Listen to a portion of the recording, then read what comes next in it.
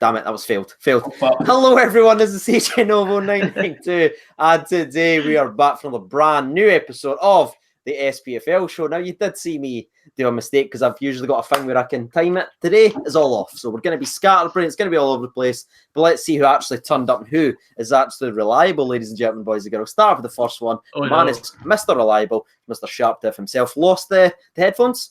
That's it, mate. I've upgraded. I've finally found an old pair of earphones. You know. Yep. So I'm here, but I'm glad to see that Gogsy got mine in the post. Oh yeah, it's got him on a loan deal. 6 months loan deal. You'll be back at the end of the season. Well done. Yes. And yes. Yeah. Thank you for joining in, mate, and saving us from Ryan 118's disappointment once again. Nah, standard.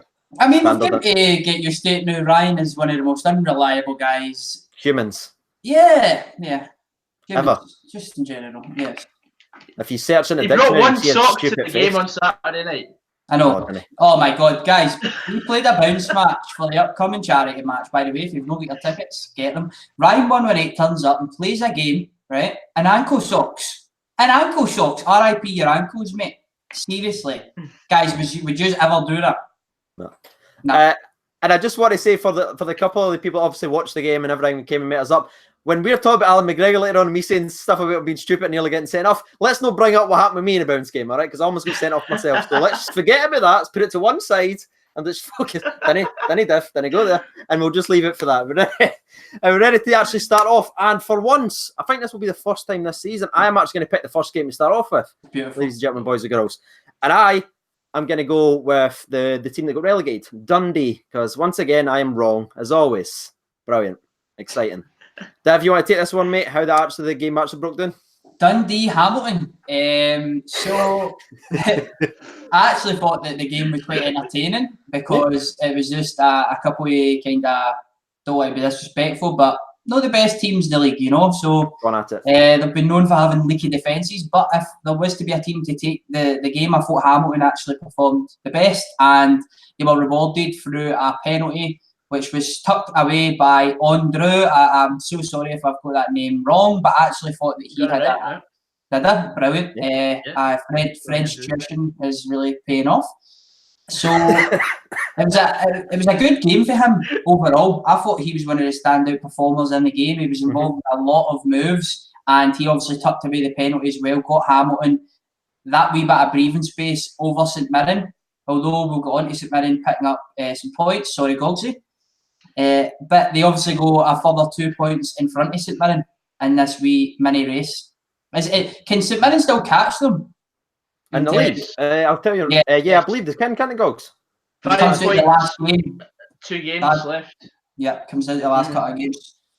So it's an exciting one. And for Dundee, it's actually the 10th loss in a row. So, I mean, you can't... that's absolutely mental. So they beat Celtic to 10 in a row. Brilliant. Well, we will as well, to be fair. But it's ridiculous. And you look at Dundee from the start of the season, say, letting that centre-half go for absolutely nothing. Do you remember? They were solid at the back. And then they let Cocker, Chalker, whatever you want to call him. Yeah. We've all got different names for him. They let him go for nothing. Just let him walk out the door. They never replaced them. They've just been shit all season long. They sacked Neil McCann, obviously, earlier on. It looked like they were starting to pick up some results. Then it fell away again, and they've just been utter shit. Yeah, the players have gave up completely now. They're obviously known that they're relegated for a while now, even though it's not been actually official. But now it's official. Dundee will be doing with Dundee United in the Championship next year. That's the old derby, the stone throw derby. Yeah. Right, Gogsy, what was your thoughts overall on the game, mate? And what do you think about Dundee's season? Because obviously you've seen them live a couple of times this year as well. What was your thoughts? Yeah, to be honest, I'm a bit closer to Dundee where I stay, so I've had the chance to go to a few Dundee games on the fly. I just think at times they've been unlucky, but at other times they've just been really awful. Right. I mean, my pals who support Dundee are just like, nah, we're going down. And that was about 6 months ago when they were like 10th. So, So they knew before now that they were going to go down. But I always had that hope because I always like when we play Dundee because I've always got that battle with my pals. That's it. Yeah, that's the only thing that's going to miss them. I know. We took all 12 points off them this season, so it was great playing against them. But oh well. I think most teams in the league. I think most teams in the league took maximum points against Dundee this season, didn't they? Almost. Only 18 points. It's a poor tally. It's a very poor tally.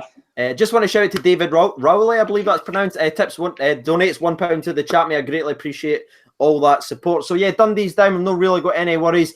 Very complaints on it. It's a game I thought, yes, you like back and forth, but I thought Hamilton created more chance. I mean, how they never scored that one when they chipped the goalkeeper with the header and it just rolled wide. That chance after chance. And the penalty incident, we all agreed it was definitely a penalty. Yeah, I don't think there's any complaints about that. I think it was a penalty, but again, I thought the angle was absolutely shit, man. Dreadful. Yeah. What's going on with Scottish football? We can't even get. No wonder we've not got VAR or goal line technology. When we've got angles of cameras yet, that's how far we're behind. It's money, isn't it? It's money. Like clubs can't afford it, or the SPFL can't afford like a certain amount of cameras. So they literally, I believe, have one camera. That's shocking. Nah, they have more than one camera, but like it's not up to par. I don't think it is anyway. Nah, needs a lot of reinvestment.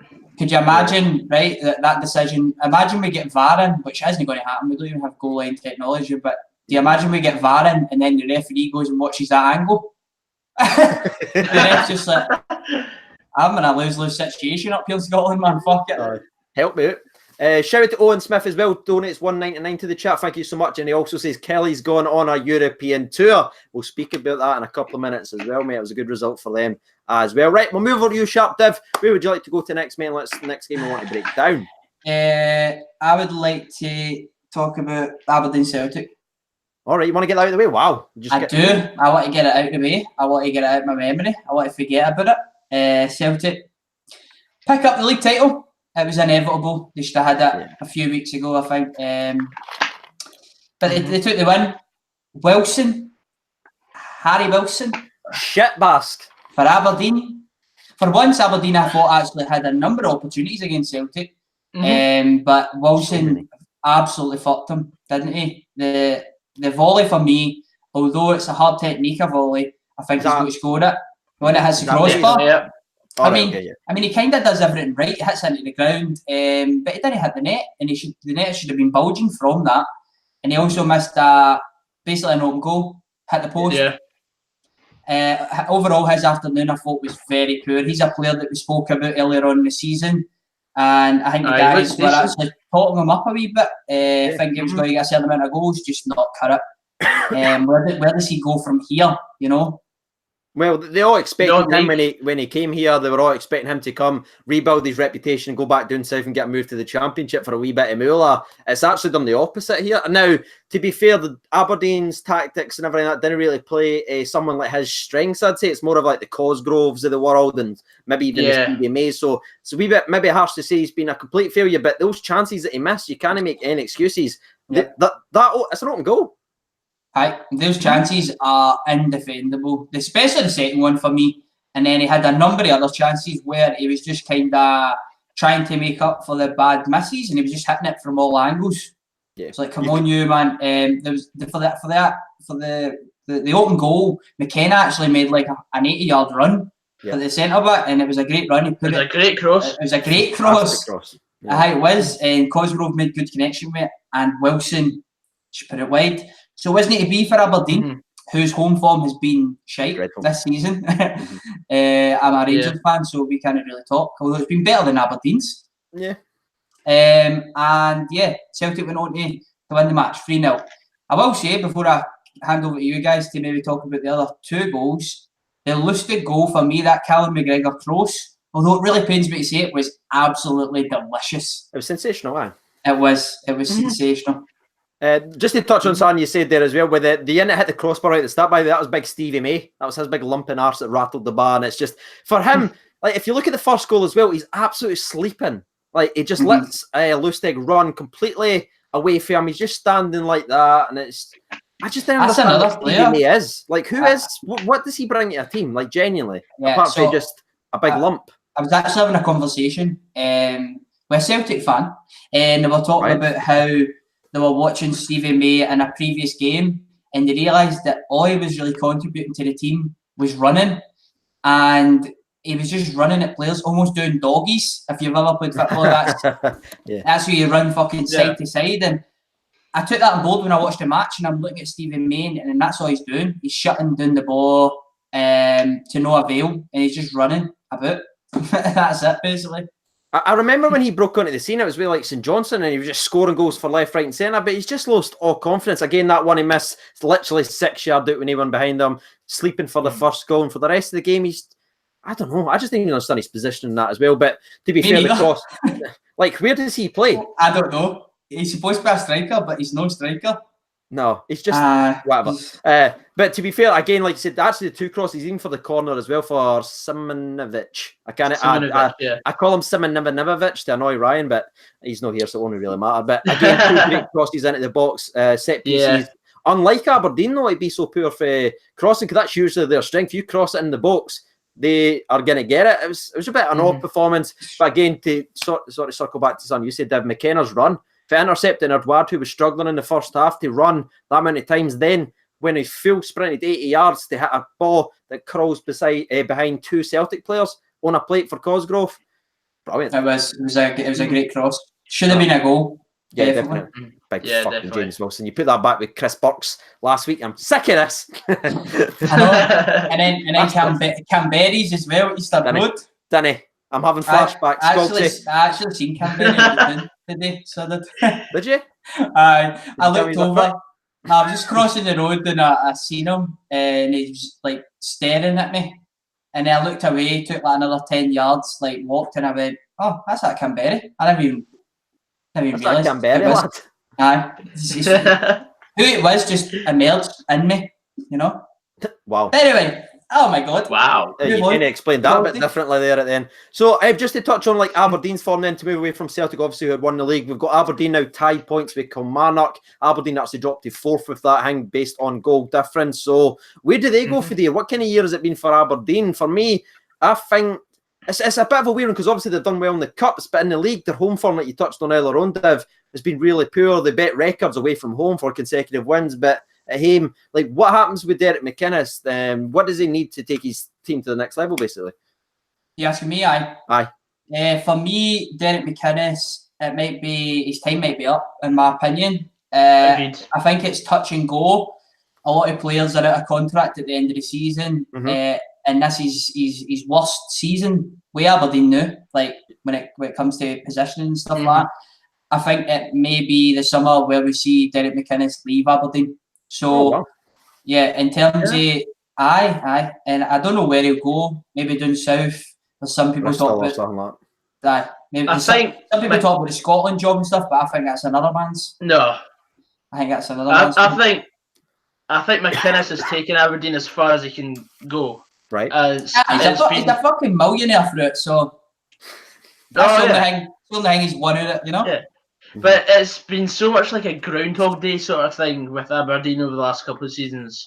Right, okay. They've constantly been getting to Hampden for the finals, but not doing enough to win a cup, and not doing enough to challenge Celtic either. So they've just been the bridesmaids, basically, of Scottish football. Yeah, that's again he's saying it always goes with Derek McInnes for there.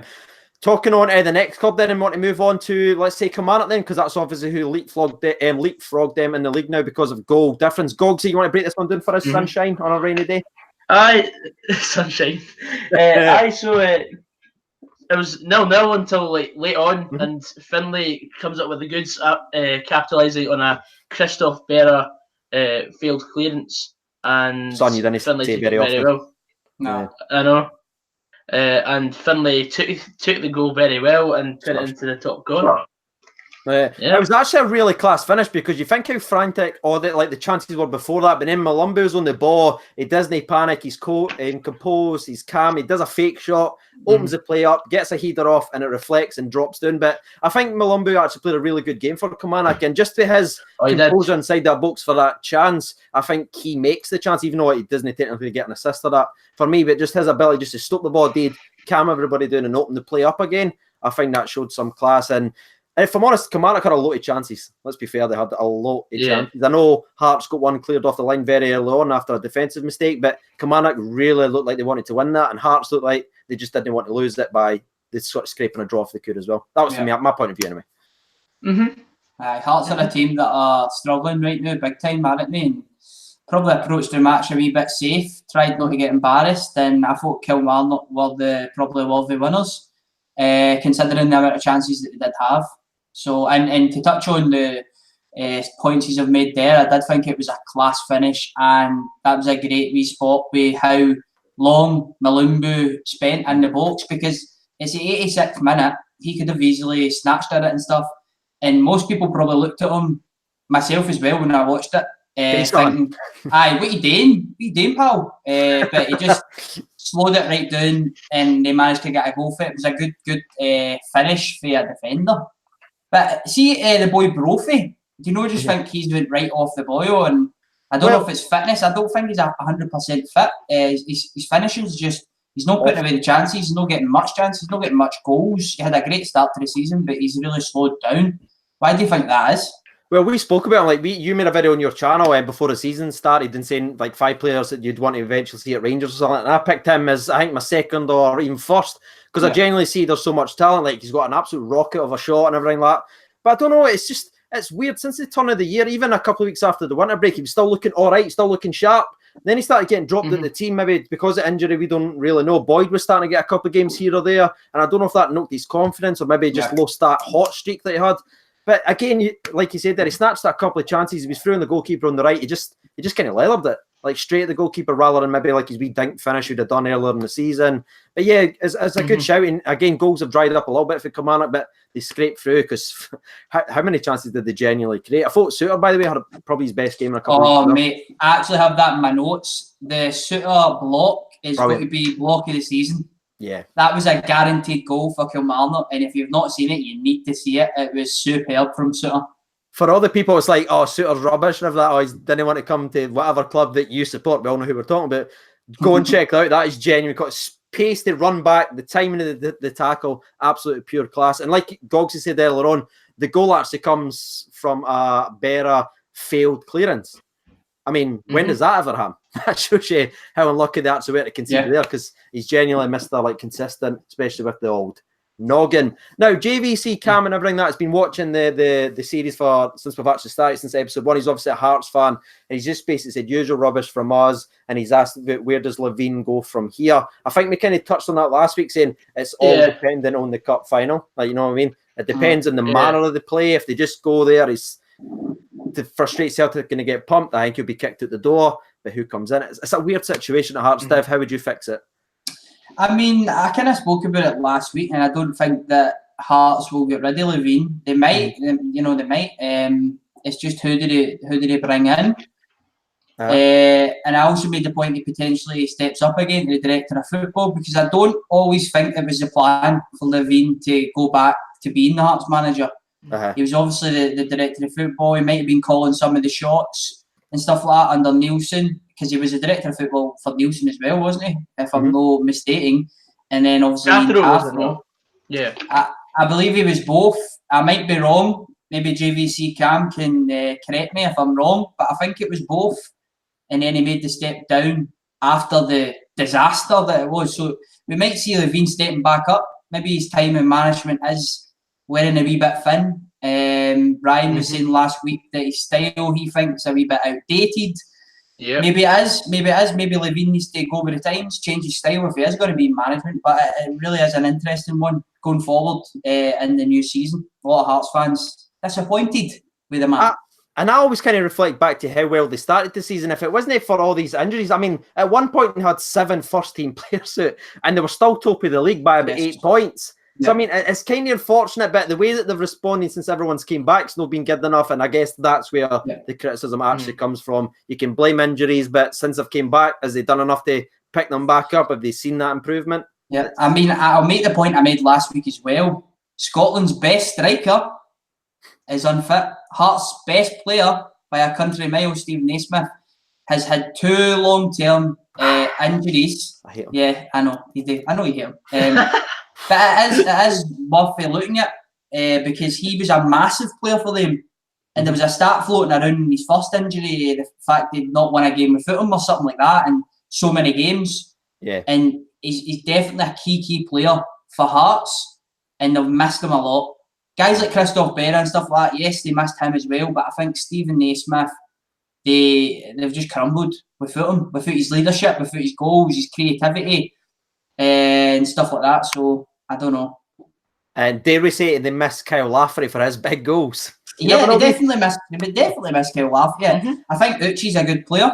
Yeah. I think the big man up top is a good player and stuff, but Kyle Lafferty was getting a lot of goals for him. He was the top goal scorer in the league when he made the switch. I think he'd scored 4 goals in his first 3 or something like that. Big goals as well, you know. Beautiful goals. Superb finishes for a big man. Volleys there as well. They are missing.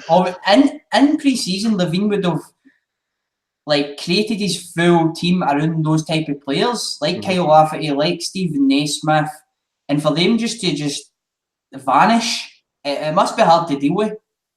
You know? I don't know what your thoughts are on that. It is. Whenever you lose important pieces, I mean, we've seen it to an extent when we lost like Morelos earlier on the season before we obviously had Defoe and everything like that. With a couple of games, we looked like where was the goals actually going to come from? I mean, you're always going to struggle when you lose your best players, and it was unfortunate for Hearts. They lost them all at once. Within a 4-week spell, they bang back. Even better was it? He was out for ages. Scooter was out as well at a point. Yeah, that's right. A long-term injury. Through the midfield, they were struggling, and obviously the strikers were gone. So he's had a hard time, but I guess that's also where you make your money as a manager. That's what you get paid for. Also, just want to shout out to Scott Young. He tips $4.99 in the chat. He said, "Just finished work. Glad to be seeing the show for the first time in about 8 weeks due to work. Keep up the good work, lads. Thank you, mate. Greatly appreciate That's a legend. Absolute legend. He's already bought his charity tickets. Be like Scott. Go and support the charity, lads. That's it. Right, Gogsy, 99. Now you want to pick the Motherwell game from in-depth preview, son? Give us it. Yes, okay. Right, so the game was one of these sort of tit for tat. It was a bit shite. It was cat and mouse most of the game.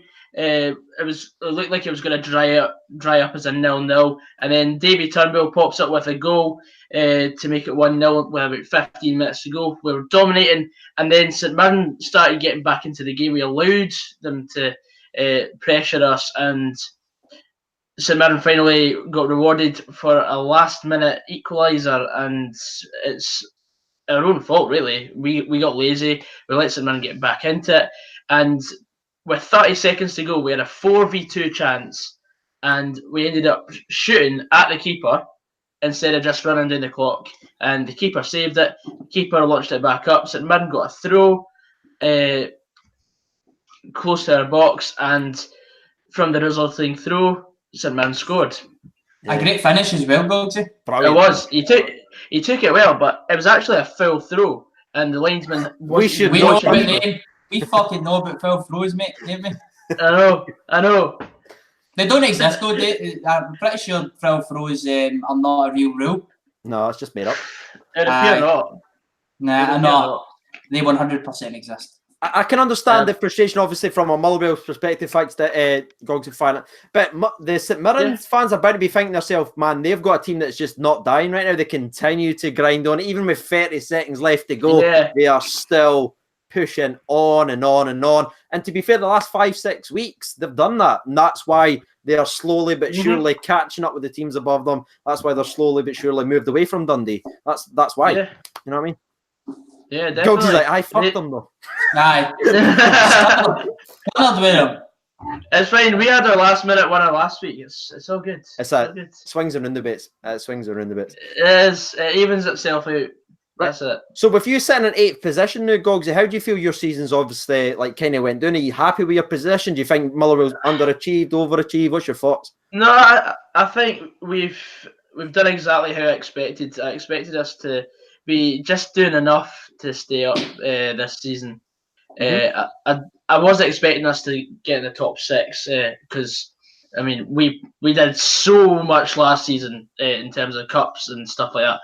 But this season, I thought usually we have a good season and then we have a very average season, and hopefully next season's going to be one of those good seasons. I I mean, that's respectful. You know what I mean? You're a fan. You love your team. Oh yeah, definitely. Like I'll do anything for the club, but it's really frustrating because we've had some big moments this season where we should have capitalised and stuff. But even in the last few weeks, like against Hamilton, against St Mirren, we've thrown away 4 points. We've thrown away 4 points. If this was like midway through the season and we are battling for top 6, we'd be cursing ourselves for not doing anything. But because we're safe, because there's nothing to play for now apart from 7th place, it's everyone's just like, oh man, who cares? But really, it's just so frustrating. I just wish we'd actually got our act together a lot sooner than we actually did. But we can't change that now, and hopefully just learn for next season. That's it. I definitely get that impression for the Motherwell boys. There's nothing to play for now. They made that big push for top 6. They eventually fell short, and now they're just not playing to their full capacity. I think that the games that they've been dropping points in, they would have probably picked up the points in those games if they were like had some sort of pressure on them, if they were going for they had a certain goal in mind. But no, they're in holiday mode, I think. And it's also probably worth mentioning from the outside looking in, the job that the manager's done, because at the start of the season, a lot of Motherwell fans were actually calling for him to be sacked, to be let go, because Motherwell had a terrible start to the season, and the way that they turned it round almost to get top 6 were really, really close. And I think that the gap between top 6 and the rest is quite big. So for the fact that he was definitely, and almost break into that was pretty good for the manager. It's just annoying that we're playing hoofball for the first half of the season with the hammer throwing tactics. That's it. Just push the ball that's up. It. There's one other thing I want to mention first, and it also reverts back to a comment that's actually just been put in by George Cooper. Great last name, mate. He writes in, obviously Turnbull scored another goal, and that comes with the question is, Gogsy, would David Turnbull get into the Rangers team? But we'll also open up, so we're not just being focused on Rangers, the Celtic team as well. We'll put it at the Bath team just to open up a wee bit. How's good is Turnbull? Again. How good is he? Turnbull is different class for his age. I think he's going to go far, but I think if he was to leave Motherwell, I think he wants to go down to England. All right, okay. I think it's a bit like it's a bit like the Louis Moult paradox. You know how there was all that transfer talk about Louis Moult going to Rangers and all that. Yes. But he saw Rangers as a sideways move because it's the same league. He wants to get places. So in England. I thought it was because he's missed. He's wanted to move down beside his family. That's why. It's also that. It's also that. I think that the playing for an old firm team is better than playing for a championship team. To be like relegation for it. Like, where is Louis Moult now? Exactly. He's playing for Preston. I mean, he's not getting a game, is he? Awesome. But, I mean, he'll definitely play in front of more fans. If he played for an old firm team, he played in front of more fans. I think he's playing for a better team as well, and I think it is. I don't think it's a sideways move moving to an old firm team. Definitely not. Yeah. I mean, I think it's more of a diagonal upways. Yeah, you have the chance to show your skills in front of a big audience and potentially in the European scale as well. I think you've got more of a chance of getting a move to the real league in England, which is the Premier League, if you play for one of those teams. Wouldn't describe it as a sideways move. Definitely. And I think Turnbull would absolutely snap the old firm's hands off if they came in calling for him and the bid was accepted, personally. Yeah, for my sake, let's just hope that doesn't happen because you've already taken one of our players. Why not just take our whole academy? I was trying to be nice because I know how upset you are about the Jake Casey deal, so I kind of let the sideways thing pass for me because I knew what you were kind of saying, like the same league. I understand what you're saying there. He wants to go down and play in the Premier League. I get what you're saying. Okay, what's funny is the thing is I've not actually made a public opinion about the Jake Casey thing just because I don't actually want to step on anyone's toes or anything within the Motherwell community, so I'm withdrawing my opinion from anything in case it gets clipped. I'm sure you say to me, I hope the bastard rots in the reserves. I'm sure I've got that check. I've got that tweet somewhere. I've got that tweet somewhere, son. That's slander. That's slander, Gogsy. But if we reach a certain level well, then maybe I will do a video on it, but not this time. He's a light court, the boy. You know, you need to pay him for his services. No. So we're probably going to speak about Turnbull later on because obviously we're going to reflect and give our young player of the years and player of the year. So we'll come back to the Turnbull discussion now as well. But we've got a couple other games to talk about. Should we just talk about the maddest game for the weekend? The 1-0 thriller that's going to just provide memes forever. Yes, please. It's Rangers 1, Hibernian 0. There we are, ladies and gentlemen, boys and girls. If you missed the game, not much harmed. Gogs, it was a nice game. In fact, it's quite funny because... Well, on you go, Gogs. Because I actually saw it, so... I know. It's beautiful, isn't it? oh, yeah, definitely. I mean, McGregor definitely covered himself in so much glory there, didn't he? Oh, my God, sweet baby Jesus. The game was so annoying about the McGregor thing. I touched on it. He's so good. He's the best goalkeeper. He doesn't even need to do these stupid things, but there's these moments of madness once every 6 or 7 games where he just snaps. Loses his head, man. Like he got away with one with Celtic earlier on the season. The Aberdeen one, I'll still go to the grave saying that is a goalkeeping move. You know what I mean? We've seen that with Lloris. Lloris does that all the time, like coming out with the thing. But then there's other bits where he fell on a Motherwell player as well, getting through the wee people's elbow and everything like that. There was a situation in the match a couple months ago where he ran to the halfway line as well. That's right. He just snaps, and it's stupid. And as much as I'm annoyed about I'm doing the kick, I'm more annoyed about the holding of the knee and rolling about because I was here last week or the week before making a fool of Lustig for doing that. And I came here and I roasted him to shreds because I hate that in football. And then Alan McGregor goes and does it, and it's genuinely so embarrassing. Like, I've given my thoughts on it yesterday. I just want to know what was it? What was the need for it? Rangers were going to win the game. I know there was no need for it, but I think his head he lost it for that split second because McNulty was infringing him for taking his goal. Like he's hit. Even that bad an infringement. No, I know, but at the end of the day, we're winning. Yep. It's like the last minute almost. Like what is the need? There's no need for McGregor in that, and I don't know what he's playing at. I just don't. Did McGregor pick up his clean sheet bonus? I fucking hope so, man. I hope. Best goalkeeper in the league. I think so. Go on then, CJ. Give him the joke. Come on. I know you've got one. Just stretch. Do you know who's got the best clean sheet ratio on Spfl this season? I don't know who. Ross McCrory, mate. Oh. Do you know who's got the best clean sheet ratio in Britain right now? Who? Ross McCrory, mate. Oh, right, cool. Just saying it. Just tremendous. I thought it was so funny because he was just kicking about laughing. He was like, what am I doing here? And then somebody clipped something from a Rangers TV interview months ago. Yeah. And it was him talking about the only time he's ever played in goals competitively was in under-10s. And he was absolutely hopeless. He came running out to block on a one-on-one. And he was trying to shield his goals, obviously. And the boy passed it past him into the goals. And when he turned round, he was in a completely different section and the goals were like over here somewhere. So it was a free goal. Do you know what I mean? So if I'd seen that before him getting goals, I'd have been shite myself. It's so embarrassing everything. There's obviously negativity regarding the McGregor thing, but see just the joyous happiness that Ross McCrory had. Did that not just make you happy? Because that was just a guy who's just so happy about playing football. You seen he was laughing and joking. He was laughing with the fans.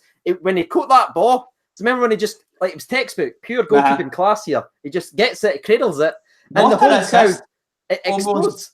What an assist almost for Morelos. Morelos just slotted that one home. I know. That'd be beautiful. Can you imagine the jokes I'd have had for assist and clean sheet ratio? Oh, the fucking... My God. Would have been delicious, man. But I just like the way that it was just gentle. Like, there's a lot of money in football now and that ruins it. There's loads of divers and cheats and all this stuff. But just a guy there just having a laugh, being happy, playing football. And he took it in the right way. And I don't know, that just kind of made me happy. And that's the way I left. I was smiling. I was just like, that's class. I just look at Viros and think, oh my God, man, you're amazing. No, I'll never forget his reaction when he caught that ball and the whole crowd exploded as if it was a penalty save, and he was just like, nobody sees like that. No, I'm the fucking man. That's it. I'm fucking Neuer, mate. Brilliant. So the other thing we obviously need to talk about is going to be the Defoe Morelos argument. Gerrard did stick by his word, what he said all season long. If you have the jersey and you're playing well, you keep it. And he was rewarded with another goal from Jermaine Defoe. So what's your thoughts on that discussion? Do you agree that Defoe should be starting, or are you thinking Morelos should be given another chance before the season is done, Dev? What would you say? I agree with him. There's nothing to play for now. The league's won. So stick with the same team. Don't fix something that isn't broken. And that's just kind of my point of view on it. Spoke about it a lot, and I agree with Gerard on the fact that you need to earn your jersey back. It would be the worst case of learning your lesson ever if Morelos comes in and starts at the weekend versus Hibs. Or if he gets straight back into the team, because all that's telling him is you can do whatever the fuck you want, Yeah. So by him being on the bench, and he was raging, obviously. Oh, he wants to play. Fuck me, he was chewing his lip off. He wants to play, and I like that, obviously, and it will go to show that he'll go into training and he'll try his hardest to try and get back into that starting 11. But Jermaine Defoe's not giving him any room to get back in right now because he's just scoring at every opportunity. And he could have scored more on all the other games as well. He's had a couple of chances. Lewis made some big saves in the Aberdeen game. He had another chance that I think he should have probably buried. In that match, the dragged one, I think he should have buried that as well. So he's getting in the right places as you would expect a striker of his calibre, and he's showing that Jermaine Defoe ain't finished and he's cantering in the Scottish League, quite honestly.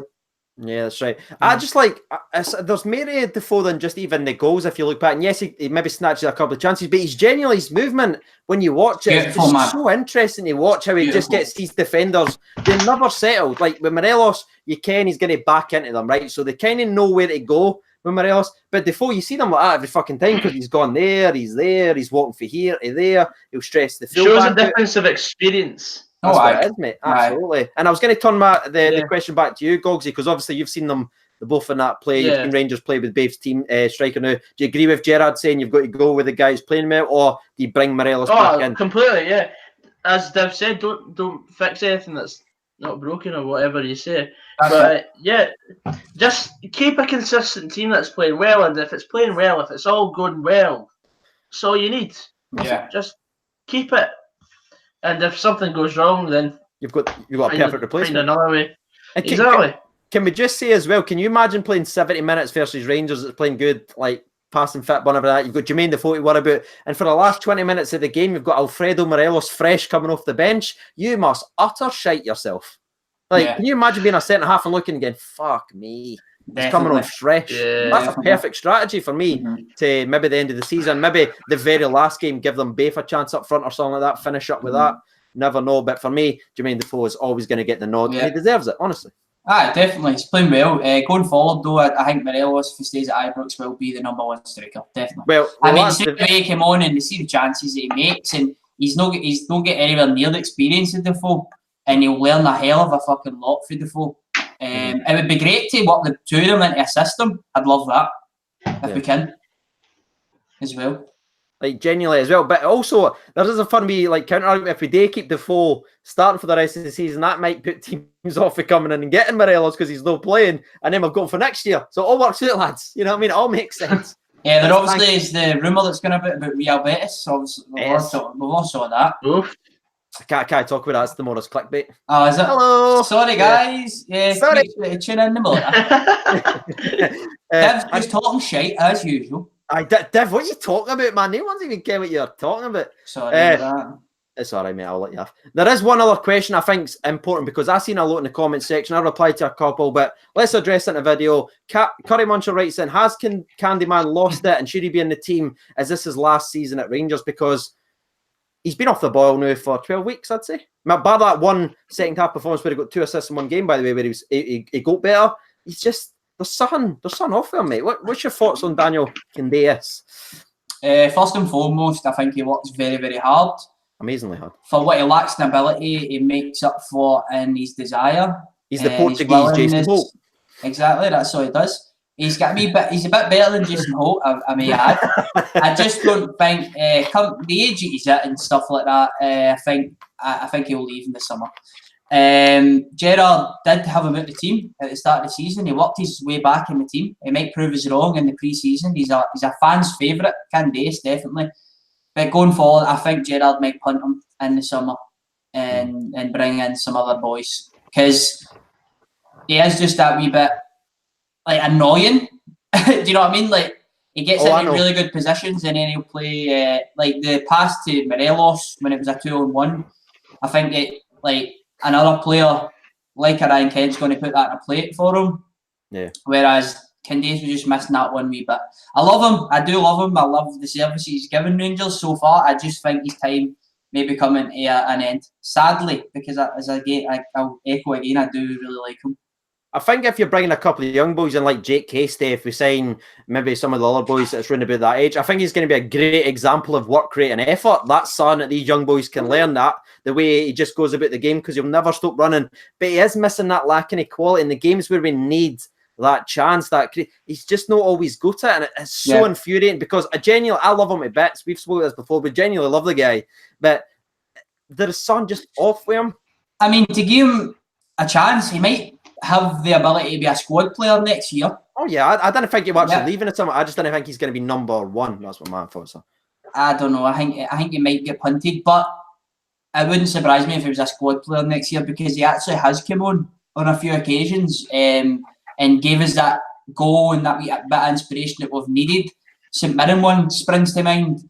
I know he didn't mean it, but it went in the net.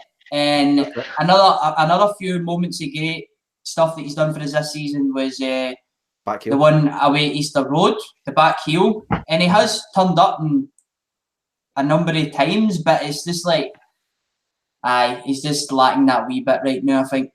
I think Jake Hasty's literally gone in to play right wing. Like, genuinely, I see that. You actually think Jake Hasty's getting in the team?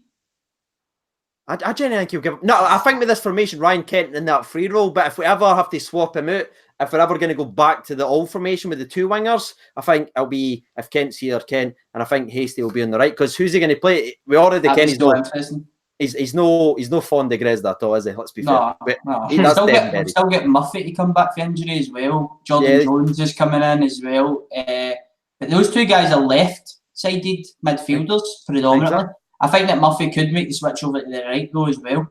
Mm-hmm. So we do have that. We've got Glenn Middleton, big shout out to the youth boys. CJ, you were at the reserve game the day they won the reserve league. Mm-hmm. We're doing bits in the youth right now, Rangers, and I'm looking forward to what that's going to tell for us, man. Well, you've got Josh McPake just absolutely killing people left, right and centre. I'm just going to touch on it very briefly and we'll turn back to the Spfl, but obviously watching the game, there was a moment where number 8 for Falkirk, sorry, I can't pronounce his name properly, but he came in, he had a wee bit of shuffle with Josh and they were having a wee bit of work, so they got split up. The next minute, number 8 comes for Hangy to try and take him out. Josh flicks in between his legs. He then runs round to try and take him out again. He flicks around his legs again and he goes like that. Then Josh runs away and ends up hitting the post with that. And then later on in the game, you could see he was waiting for the ball to go back out to Josh, and he comes sprinting in and slides. And Josh turns around, flicks it Eddie slide, jogs by him and runs away.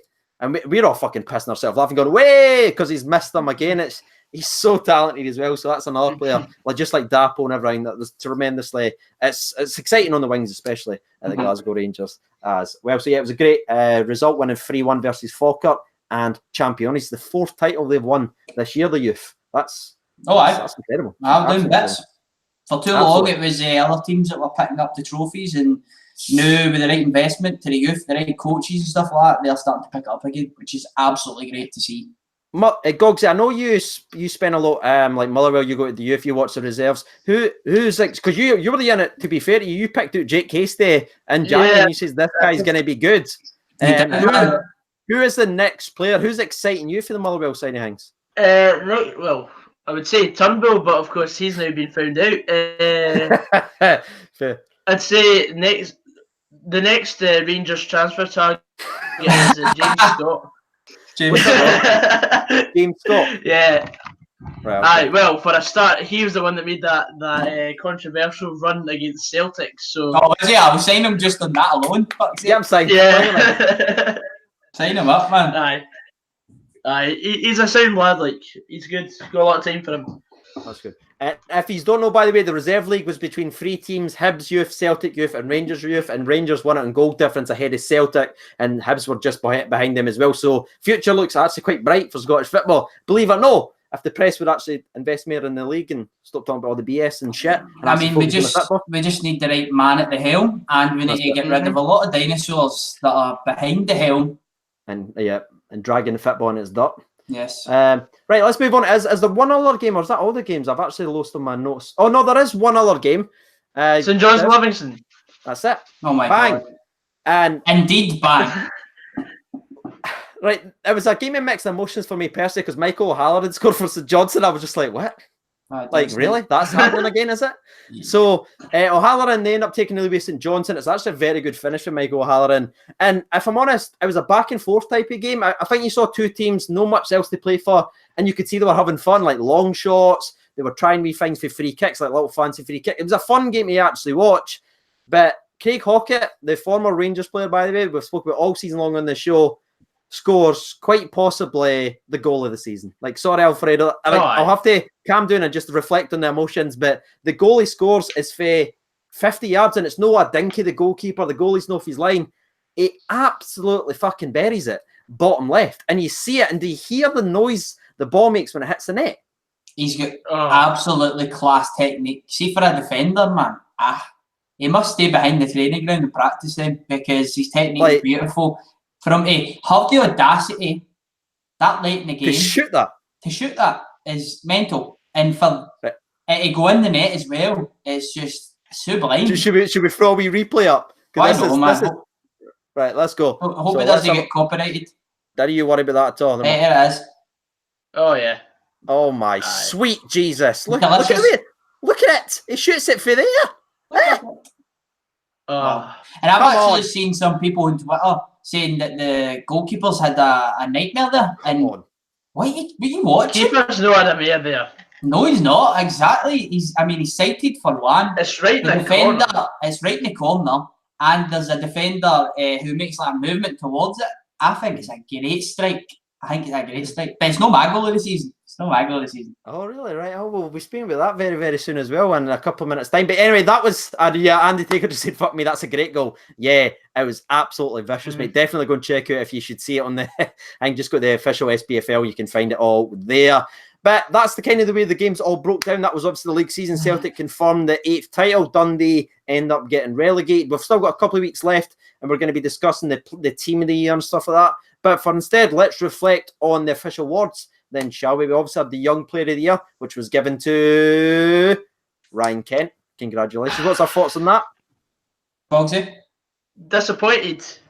But I can see why Ryan Kent was given it. Mm-hmm. So, why are you disappointed, Bogs? I'm disappointed because I was hoping David Turnbull was going to get given the award because of how many goal involvements he's been in this season, considering the little amount of games he's played compared to everyone else he was up against. Mm-hmm. Also, the fact that he's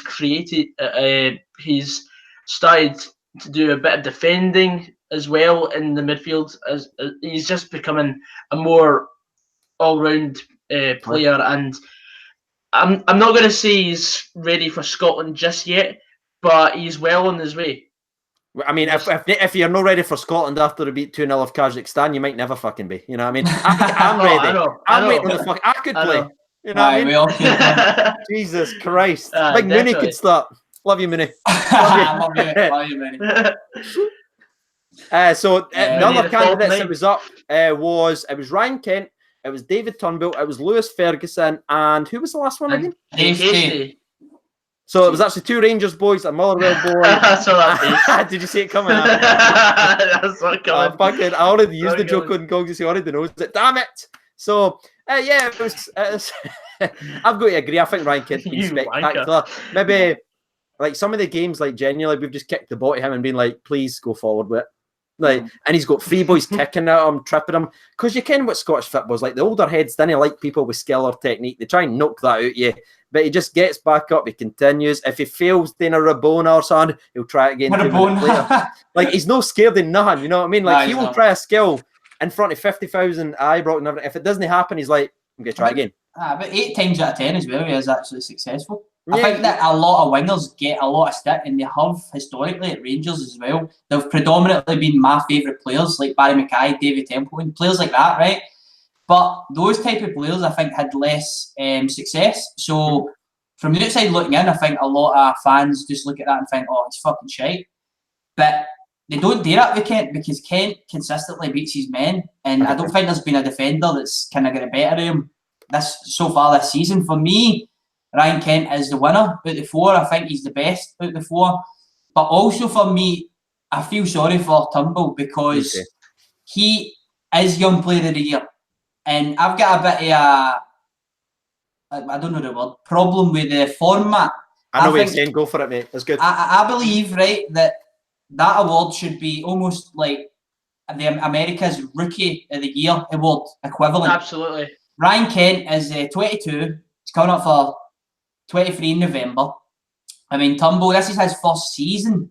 So I think you need to look at that as well in terms of impact. Kent has had his loan spells during the Championship in the fucking Bundesliga, you know? And I don't even think Kent's going to be that proud of the award. He'd have been wanting the top award. Yeah. You know, and we've seen it done in England recently as well. Raheem Sterling get Young Player of the Year, 24. Bernardo Silva was in for it.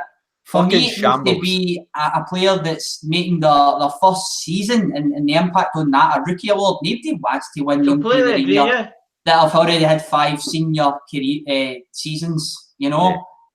Nobody wants that award, whereas a player like Turnbull, it'll only do good for him. You know, but if you do it, but going by the PFA's guidelines and stuff, Ryan Kent is the best player out of the 4.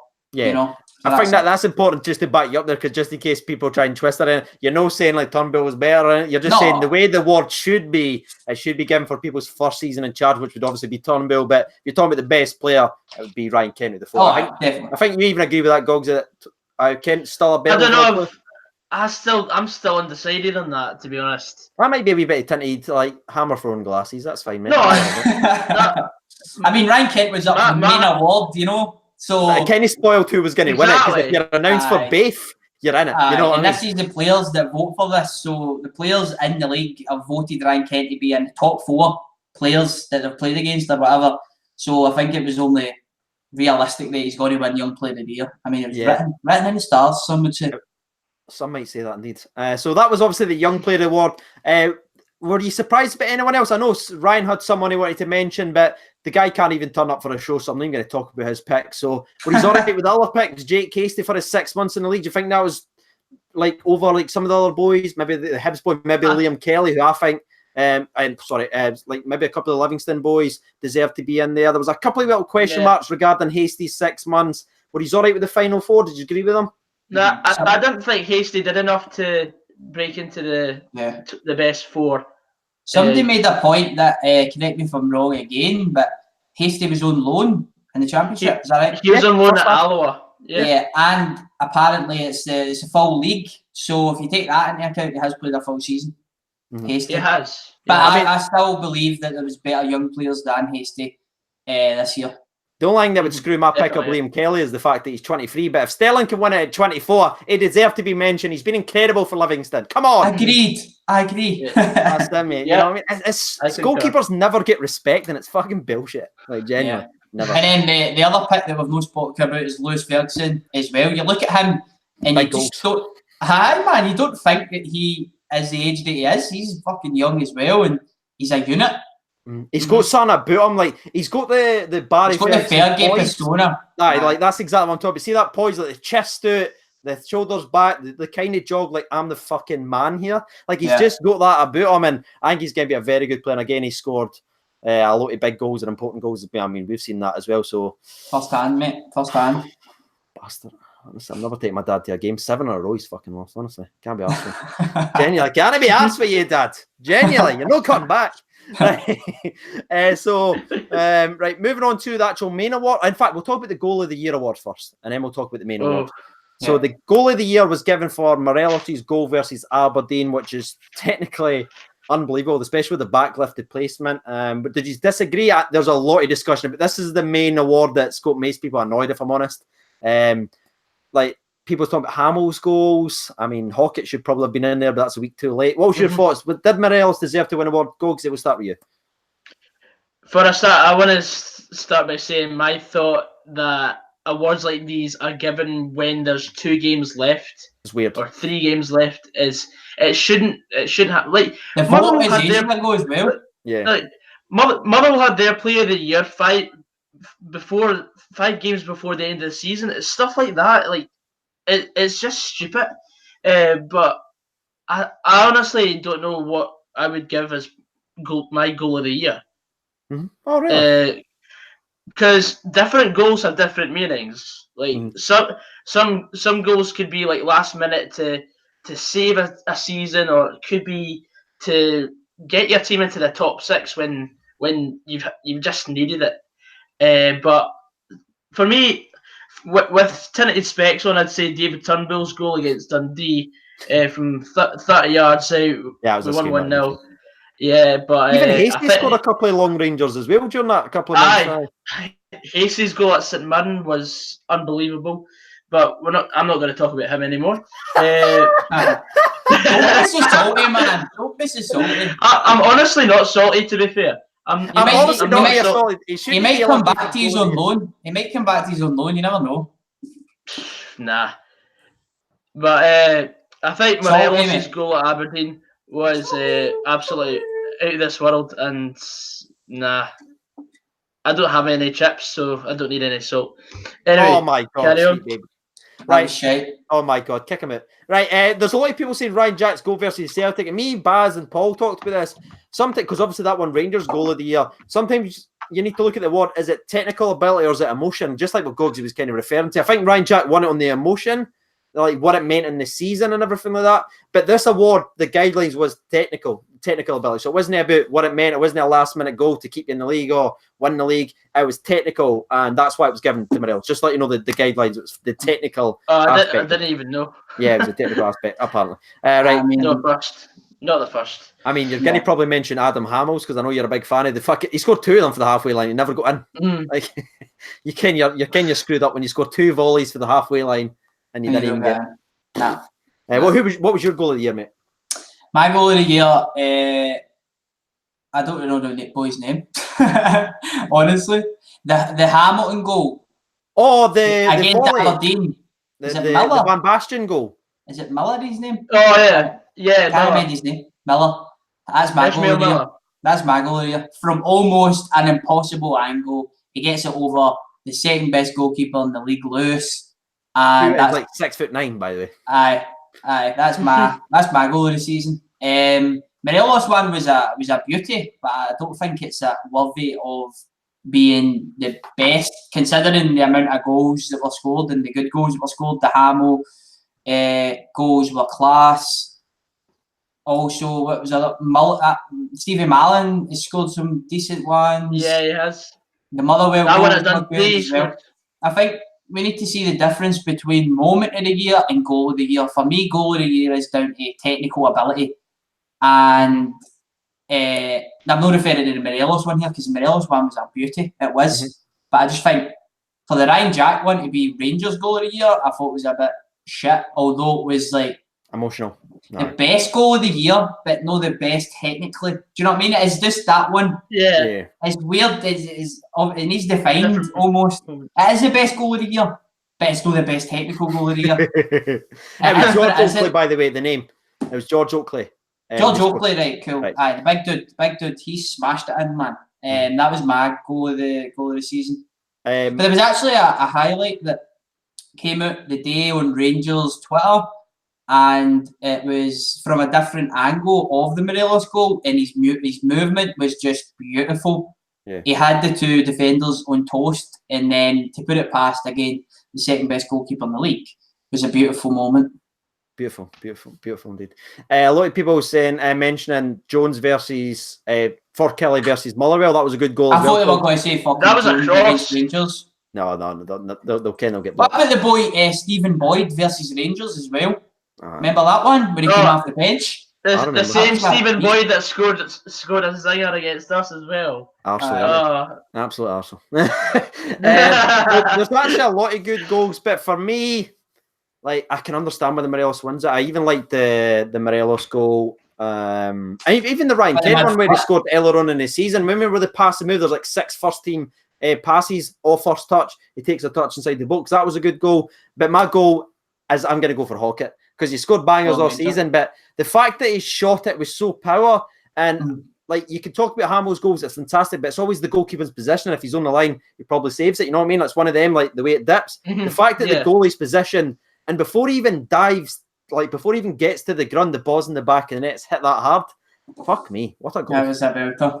What a goal, by the way. And I'm just trying not to be biased there. If I was picking it, it'd be Ryan Jacks. Right, let's move on to now the player of the year. Now, this one fucking blew me out the water because I thought it was going to be the other Celtic boy. I cannot believe Nanek won this. Like, genuinely, I fucking... What? Yeah. Are you kidding me? Because he scored a hat-trick for Scotland? Is that why? Like, right, so my thoughts are...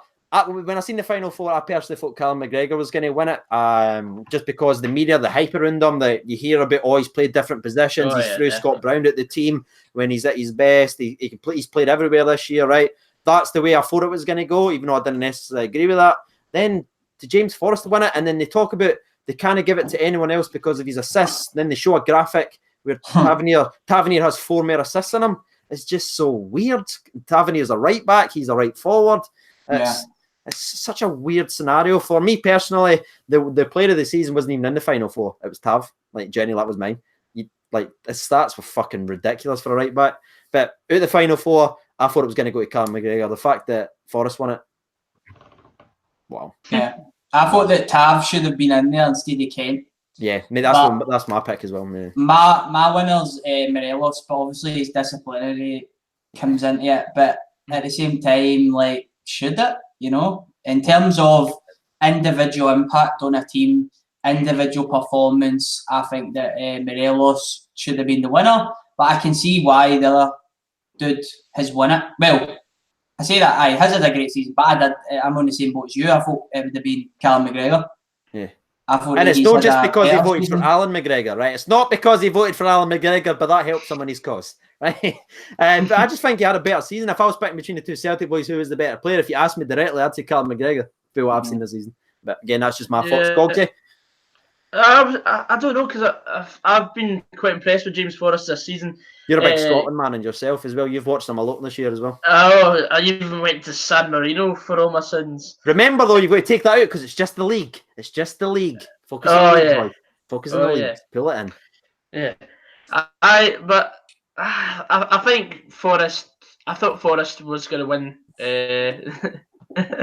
Fucking like. I mean, I don't know why, but he has had one of his best seasons. Oh yeah, See, for the first 6 months, he was on fire. Something he always seemed to struggle with was consistency. This year, he also scored 4 at St Johnstone.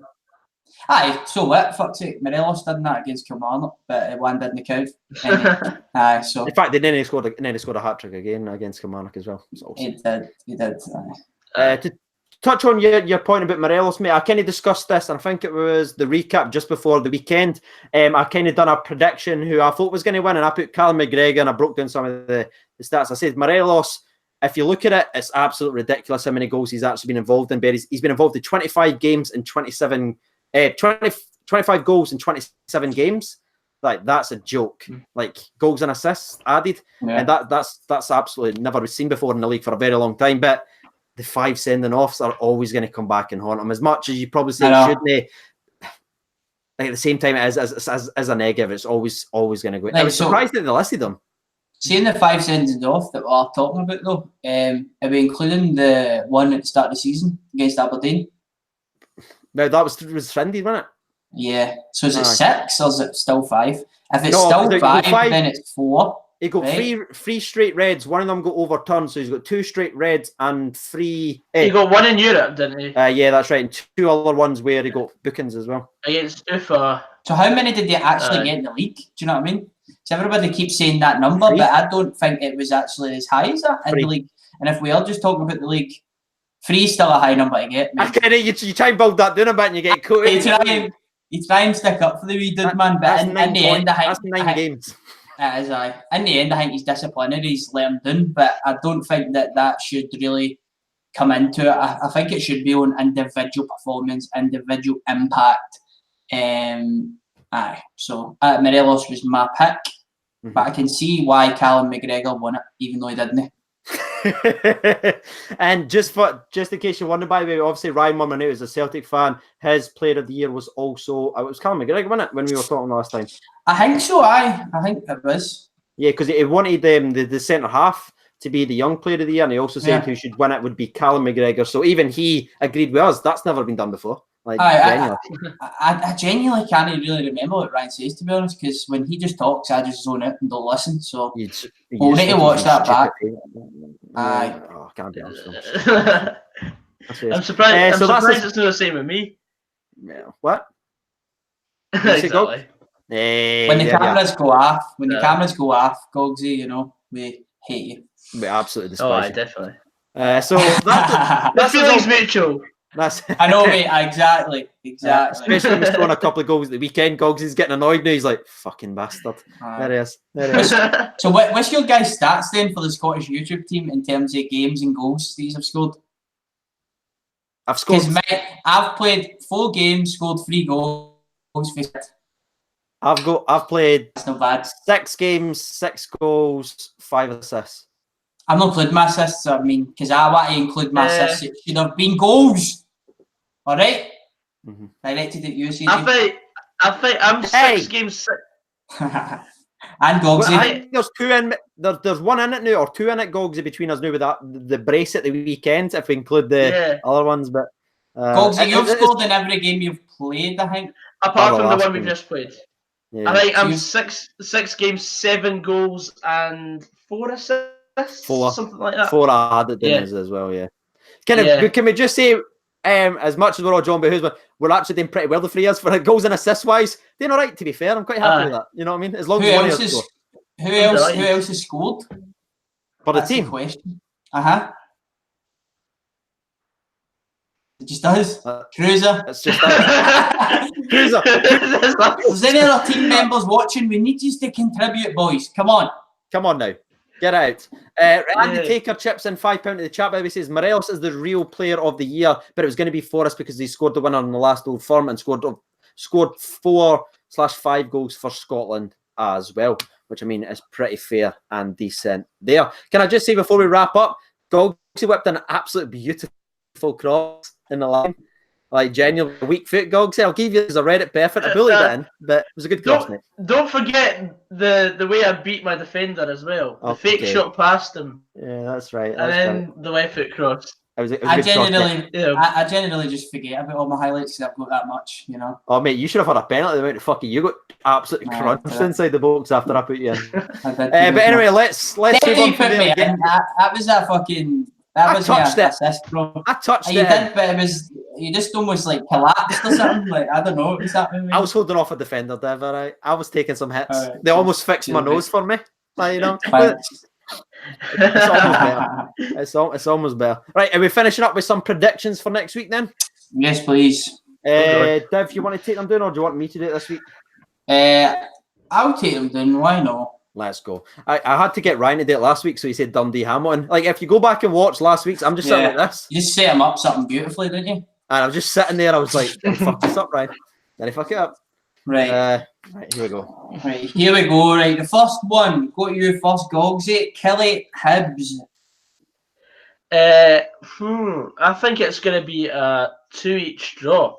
2-each draw? Why? Yeah.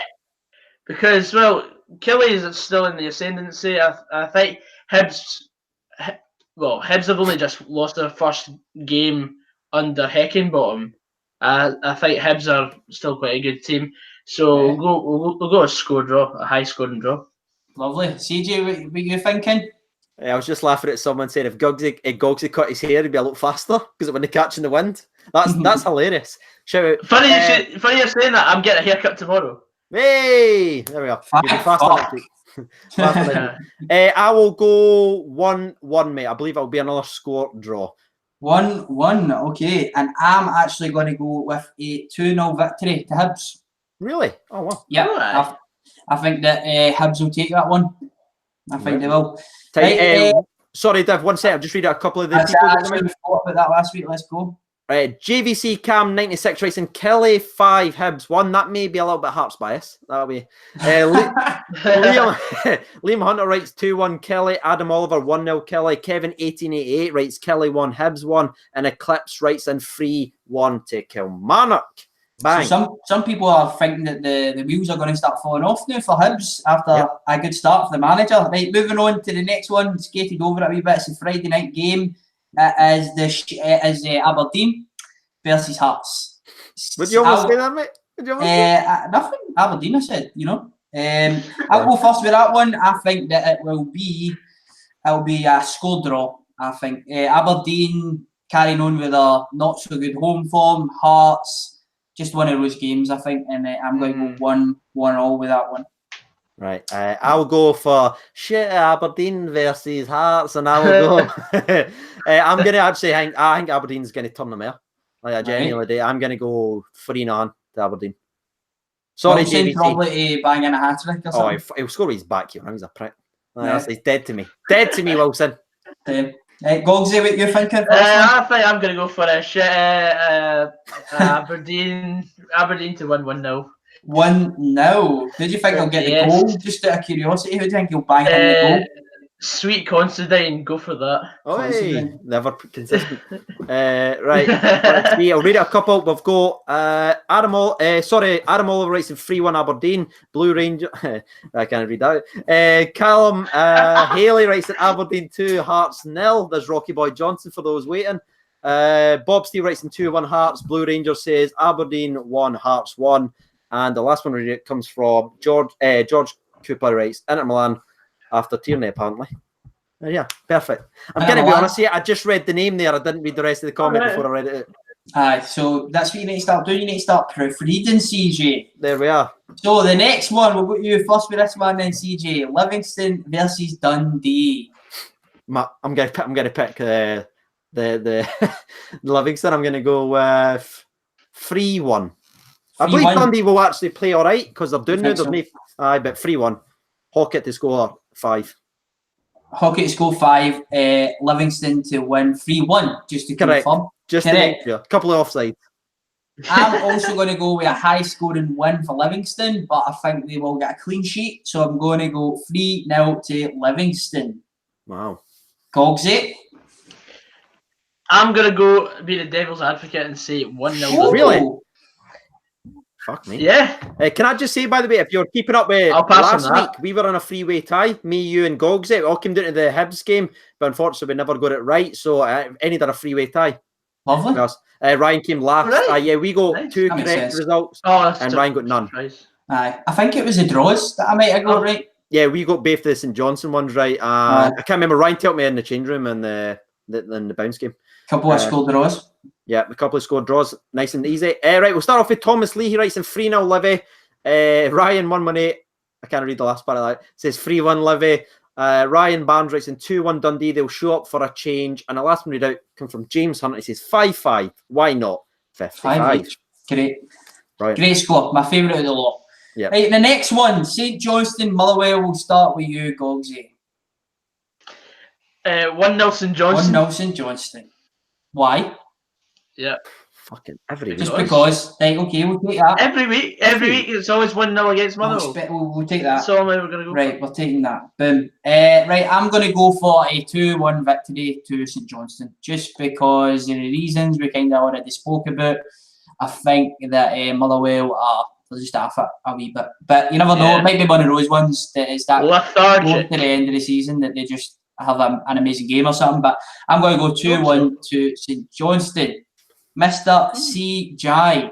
I think they'll just go at each other again because there's not much pressure. I think there'll be a lot of shots, a lot of hanging, a lot of excitement. I'll go 2-2. High scoring draw. Oh, Desmond.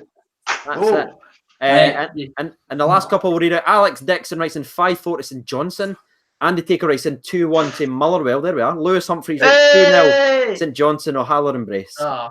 Why are you the way that you are? Can we ban that word on the channel so that yes, I believe when everybody types that they just get automatically kicked for the stream? Is that possible? Yep, I'll get it. I'll sort it out. It is actually. And the last one, Owen Smith writes in 2-1 to Motherwell. Right, on to the big one, On the the rail. final game of the weekend. CJ, will you be taking part in this one? Rangers versus Celtic at Ibrox. No, I won't be. Do you know Sorry, why? who? Why? Because I'll be doing a prediction video the day Because before. it's 95% of your content. Yay! It's nice. Gogs is a subscriber. It's fucking stole my joke. Yep, he's taking it right off you there. Yes, fuck it. Can't wait. Right, okay then. I'll go first, and I'm going to go for a 3-2 victory to Rangers. I think that it'll be just a mad one. Mad one. But in the end, it won't really fucking matter, which is unfortunate. Goal scorers? Goal scorers for me, I'm going to go for a Jermaine Defoe double. Oh. No, I'm going to go for a Jermaine Defoe, Arfield, and a Tavernier.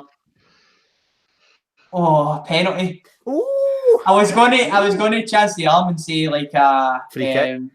no, just an open goal play. All An right. open goal. I was going to go right out there and say that, but I'll go 3-2, and then the goal scorers for Celtic, I'll go for a Ryan Jack double. OGs, just to give him a chance, just to give him a wee chance. Sportsmanship. Every time we score, we just throw one back in. Eh?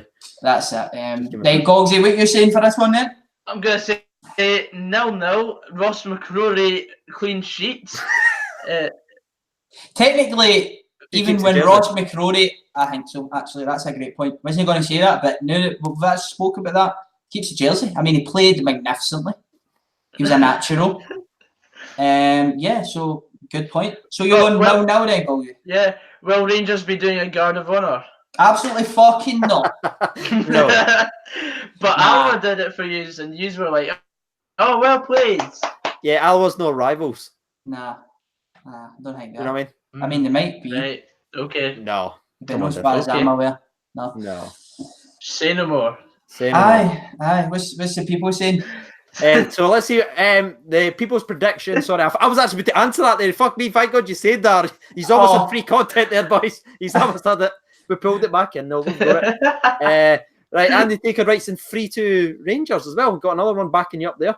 Adam Oliver goes 1-1 draw. Bacon Sandwich, thank you, now I'm hungry, writes in 4-4.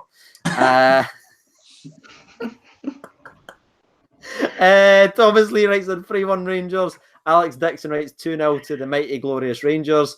Rocky Boy Johnson says 3-1 to Rangers. And Liam Hunter says 3-0 Defoe, Tav and Alfredo Morelos. There we are. Ooh, There we are. delicious. That's us then. That's our That's us. games. I know, Rockies want to go to the park now. That's it. Fun's over, lads. But that's us all done and dusty for this week's videos. We want to find out where you can find them on the internet. Gogsy, start off for yourself. Where are you? How did they subscribe? Right, on Instagram, I'm Gogsy San. On YouTube, San. Gogsy99. And yes, Manchester away on Thursday, representing Scottish football and all that. Yeah, congratulations, football mate. I forgot vlogger to actually awards. mention that. Aye, superb. Yeah. Mate. Yeah. He's gone. If you don't know, Gogsy's listed for, was it? You want to maybe tell him a wee bit, mate? Yeah, best vlogger. So I'm basically put up against other guys that do stuff like this, stuff for like Spurs, Arsenal, Man United. Then there's We Motherwell. tin pot freaks. Represent I know. Motherwell, mate. Represent Scottish Delicious. football. I like it. Hopefully next year. Bogsy is the face of Scottish football. I mean, it's just what everybody wants. Yeah. And hopefully you two can join me next year as well. That'd be I'm great not. as well I'm no to see class as a more. vlogger, unfortunately. Once we get your Aye, level, Gogsy, we'll give you a call, basically. That's it. That's it. And No, but it's different categories. and Dev, you want to find out where the can is as well, and we'll wrap up, mate. Yes, you can find me. I mean, I gave you a strong windy dancer the last time, so I'm a wee bit more contained tonight. YouTube.com/sharpdiv. Sharpdiv on Instagram as well, where I will be most active. Tidy, mate. I like that. And obviously, I've been seeing you over 92. You can find me right here on the channel. If you haven't bought your charity tickets yet, come and see the Golden Trio, ladies and gentlemen, because we scored goals for fun. It's just us. That's it. Some call it the golden shower. Behind our backs, mostly. Yeah. That's going to be the end of the video, lads. Thank you so much for watching.